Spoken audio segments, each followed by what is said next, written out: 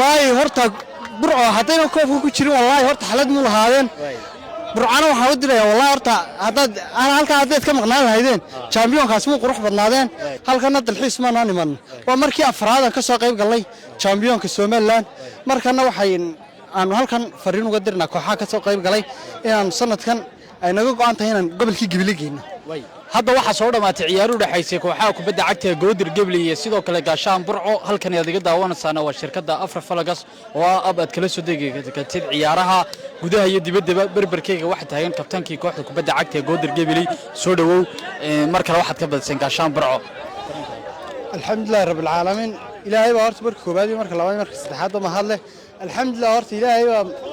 kubadii caafimaad qab noogu soo dhameeyay anagii walaaladii Gaashaan Burco guushan horta waan u qalanay oo dadaalkayga wallahi waa darkiisa xaalkan ka soo noqonay alxamdulillah wallahi dareenkayga wallahi lama soo koobi karo walaal gool balid ka daba keenay kasta soo laabateen halka wallahi anagu goolka waxaan ka sii qaadanay dardargelin iyo dhiirigelin waan ku kalsoonaa kooxda inaan goolka ay barbaraan naga daba keeneen in anaguna u sii biirin karno ya macallinkayna halkan baan uga mahadcelinayaa Cabdullaahi Farax oo dadaal badan soo galiyay halkana dalxiis ma niman waa markii afraad ka soo qayb galay champion-ka Soomaaliland markana waxay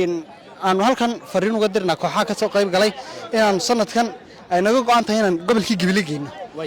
Ibrahim badan wada Gibli way xifaaltamaan hadii dhanka kubadda cagta markay noqoto taageerayaal badan baa ka soo qayb galay kulankii hore waxa badisay maaliyada Burco kulankii labaadna wad ka badiseen Gaashaan Burco bal fariinta u dirsanay wallahi horta برعو هدينا كوفو كجيرين والله هرتا حلد مو لهادين برعانا waxaan u diray wallahi horta hadad aan halka hadeed ka maqnaan lahaydeen champion-kaas muu qurux badnaadeen quruxdaana idinka u sameeyay waad ku salaamantiin baan leeyahay